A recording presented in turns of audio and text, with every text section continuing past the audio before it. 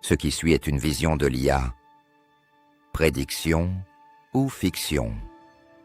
À vous d'en juger. 2025, le monde vacille. Les BRICS montent. Trump revient au pouvoir aux États-Unis. L'Europe enchaîne les crises. Et la guerre en Ukraine continue de redessiner les frontières de l'influence mondiale. Mais une question domine les autres. Qui dominera le monde dans les 5 prochaines années? Dans cette vidéo, nous explorons les dynamiques géopolitiques, économiques et technologiques en jeu.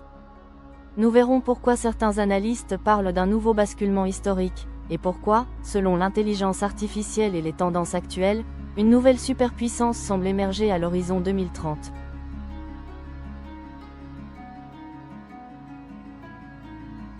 La montée des BRICS. Brésil, Russie, Inde, Chine et Afrique du Sud. Le groupe des BRICS n'est plus ce qu'il était. Il s'est élargi à de nouveaux membres, Égypte, Émirats arabes unis, Éthiopie, Iran et bien d'autres. Le terme BRICS+ s'est imposé. Ce groupe représente aujourd'hui près de 46% de la population mondiale, environ 35% du PIB global, plus de 50% de la production mondiale d'énergie solaire. C'est plus qu'une alliance symbolique. Les BRICS+ se positionnent comme un contre-modèle au G7, plus représentatif du Sud global, moins centré sur les institutions occidentales, et résolument tourné vers un monde multipolaire. Leur force réside dans leur complémentarité, puissance industrielle chinoise, poids démographique indien, matières premières africaines et sud-américaines, alliances régionales multiples. Mais tout n'est pas parfait. Les divisions internes sont nombreuses, tensions sino-indiennes, désaccords sur la monnaie commune, absence de coordination stratégique. Par exemple, lors du dernier sommet, le président chinois Xi Jinping ne s'est pas présenté. Cela envoie un message clair, l'unité est encore loin d'être acquise. Cependant, les BRICS progressent sur des fronts majeurs, dédollarisation, investissements croisés, développement de banques de financement alternatives, et création de corridors économiques sud-sud. En résumé, le BRICS+ n'est pas encore une superpuissance, mais il est déjà un superbloc.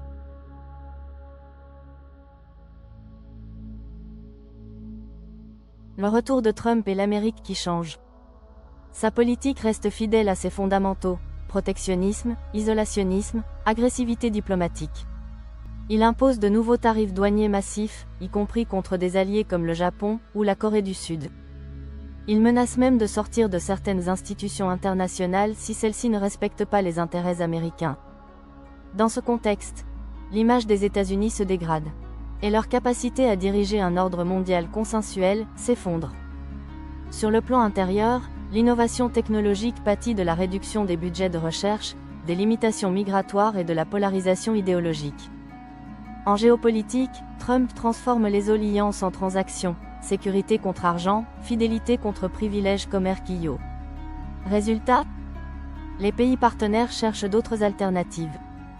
Beaucoup se tournent vers la Chine ou l'Inde pour des accords bilatéraux plus stables, moins politisés.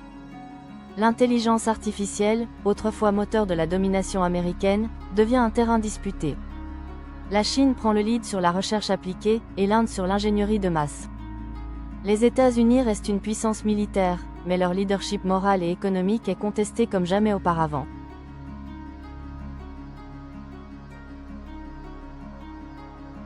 Une Europe est en déséquilibre. Elle traverse une période de turbulence sans précédent. Sur le plan économique, inflation persistante, explosion de la dette publique, faible croissance, réindustrialisation lente et dépendance énergétique chronique. Sur le plan politique, montée des populismes, affaiblissement des institutions communautaires, divergence entre l'Est et l'Ouest sur la stratégie militaire et diplomatique. La guerre en Ukraine a mis en lumière la dépendance européenne à l'égard des États-Unis pour sa sécurité. L'autonomie stratégique reste un slogan plus qu'une réalité. Et face à l'émergence des BRICS, l'Europe peine à exister comme un acteur unifié. Elle continue d'être perçue comme un espace fragmenté, plus préoccupé par ses crises internes que par son rôle global. Selon plusieurs projections économiques, des pays comme la France ou l'Italie pourraient sortir du top 10 des puissances mondiales d'ici à 2050, remplacés par des pays émergents comme le Mexique, le Nigeria ou le Vietnam. L'Europe reste riche et influente, mais elle décline doucement et inexorablement dans la hiérarchie globale.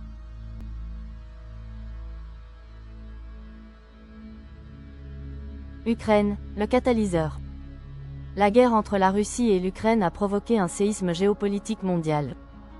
Elle a fragilisé la stabilité énergétique de l'Europe, accéléré la militarisation de l'OTAN, isolé davantage la Russie, mais aussi, paradoxalement, renforcé les liens entre Russie, Chine, Iran et d'autres États en rupture avec l'Occident. Le conflit a également montré les limites de la diplomatie européenne et révélé une division profonde entre les pays du Nord et du Sud sur les sanctions contre Moscou.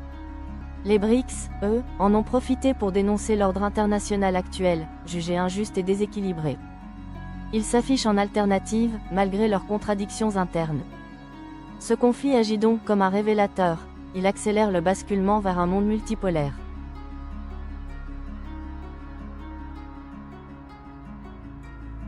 Quelle superpuissance d'ici 2030? Si l'on observe les grandes tendances actuelles, une chose devient claire, le futur ne sera plus dominé par une seule puissance. Nous entrons dans une ère de multipolarité. Mais certains pôles pèseront plus que d'autres.